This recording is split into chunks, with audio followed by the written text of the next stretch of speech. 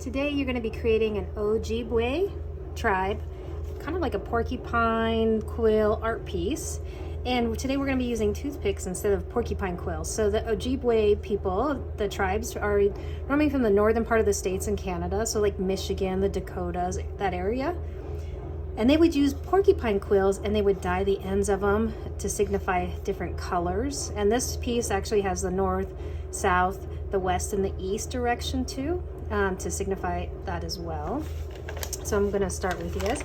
So what you're gonna need today is toothpicks, a piece of white paper, a piece of brown paper, pencil, a ruler, a protractor if you need it. I can show you two different ways, some glue, water, and some watercolors.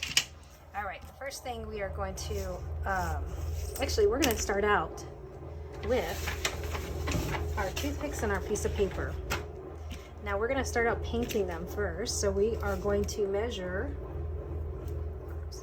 a line from here's 0 all the way to the number 5. And see, I made that little area.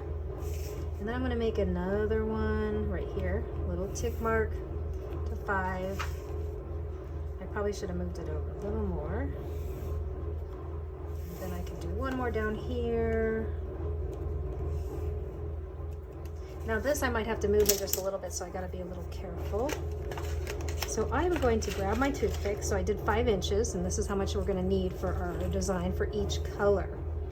So we're gonna do 4 different colors.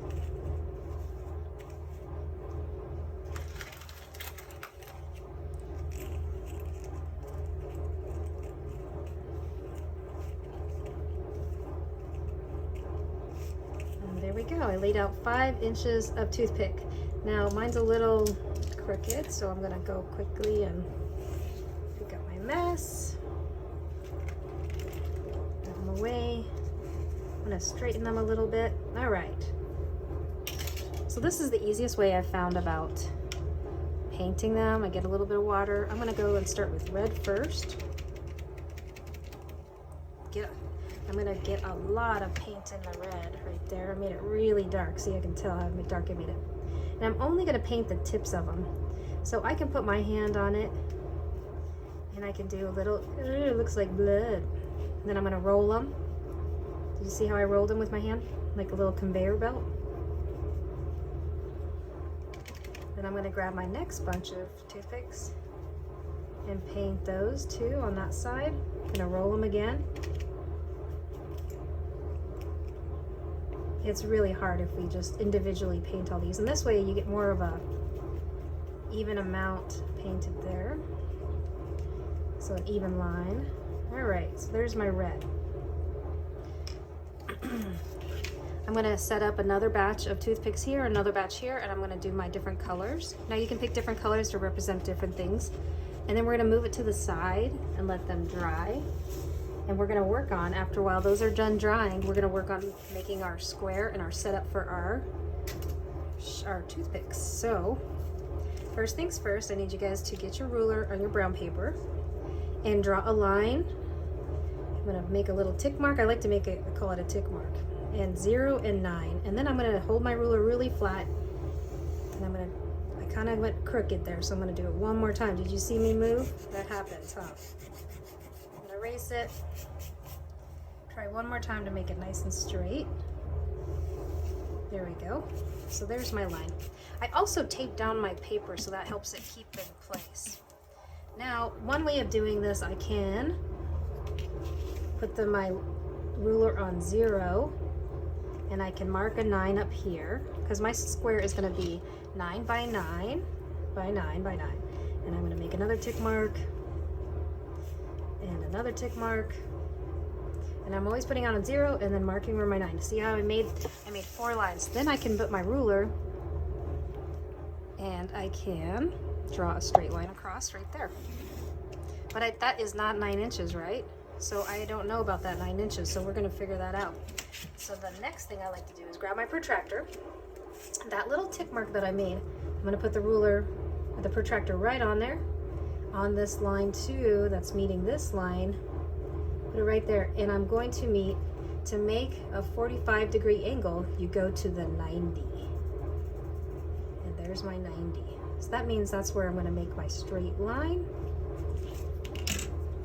So I'm going to go from this tick mark to this one, all the way up there to that next line. So that is 0, that's my 9. And there's my 0. I'm going to draw a straight line and see I made it just right on that line.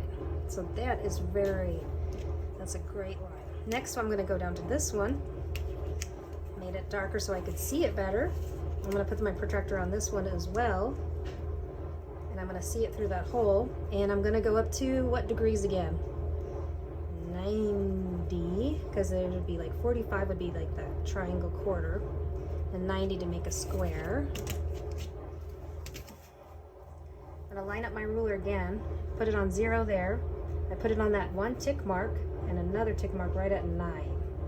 And that's 9 inches, and I'm going to draw straight across. All right, so I have my first square. The next thing I'm going to do is, what's half of 9? I need 4 squares now. So half of 9 is 4.5. So 4.5. So I make a line right here. I bring my ruler down. 4.5 again, 4.5. Bring it down again, and I make it again. Now I'm going to make my line right across. I'm going to line them all up. Doesn't matter where I put my ruler, as long as I'm matching the ruler up to all those lines. Now I need to make this square over here. So the next way I'm going to do that is I'm going to start my ruler on 0. Since this is 9 again, half of 9 is 4.5. So I'm going to make a mark. I'm going to move my ruler. I'm going to put it on this one. 4.5. 4.5. Okay. I'm lining my ruler up to these 3 marks. So I'm going to put it really against all 3, make sure I get them all straight there, and make so now I have my 4 squares. The next thing we need to do, we don't need to do any measuring for, we just lay our ruler from this corner to this corner. And I'm splitting my squares into triangles. This corner to this corner, lining my ruler up, making my line. This centerpiece, this corner. The reason I'm doing that, not all the way across, see, my ruler doesn't reach, so I just decided, since my ruler can reach those little squares, I'll do those first.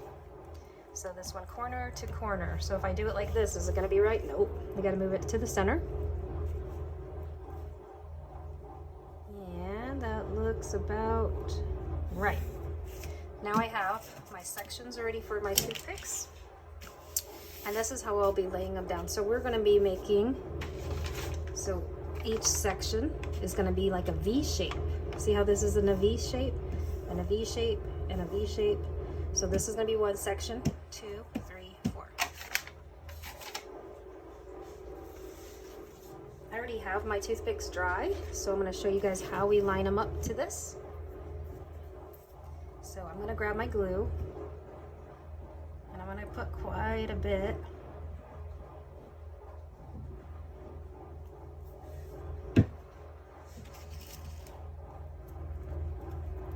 And I usually grab about like 4 or 5, and I kind of make them nice and pretty, like line up. Sometimes they don't, so you got to straighten them up and make sure the end of the tip lands right there.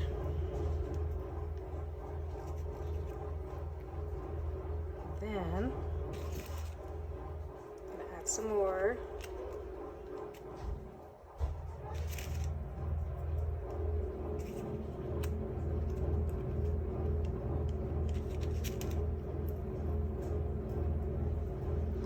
And when I'm going to stop is when the toothpicks touch that line. So see how that toothpicks touch the end line?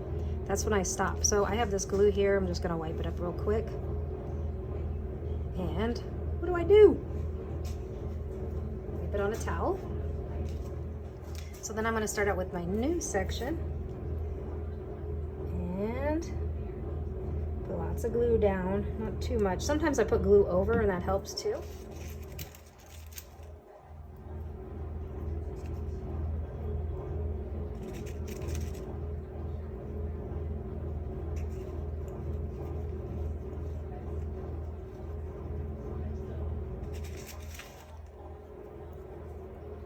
So I'm gonna keep on putting these on. Can you imagine if these were real porcupine quills? They would poke you.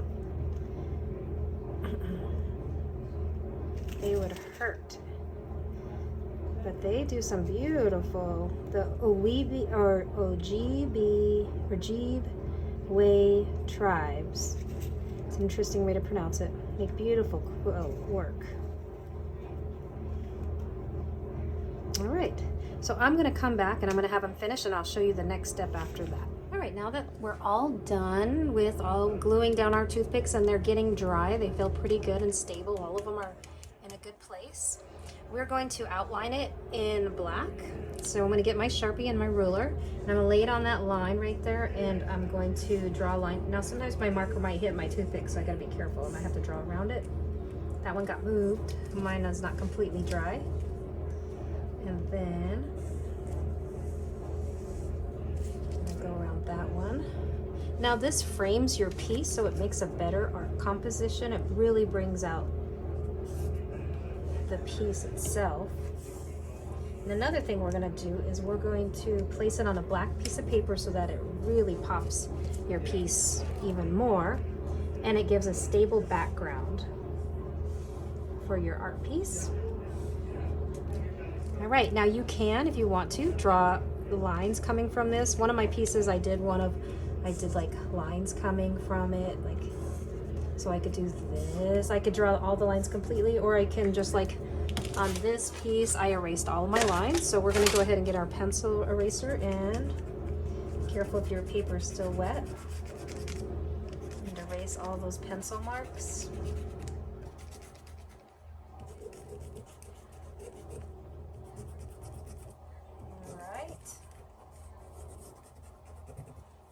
See, I made some stray lines over here. I'm going to go ahead and clean those up as well. Make sure it's nice and clean. I'm going to take my paper off my neatness mat.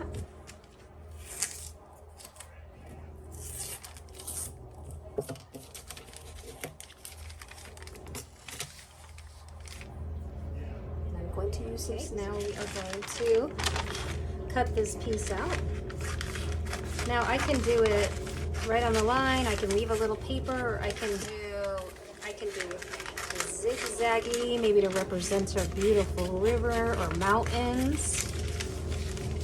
I can also, I like the sides cut to the edge because it won't fit on the paper otherwise.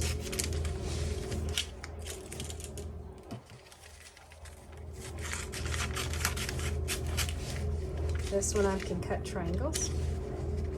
Make it look more like a weaving. Go back and forth. I could do that on both sides if I want to also.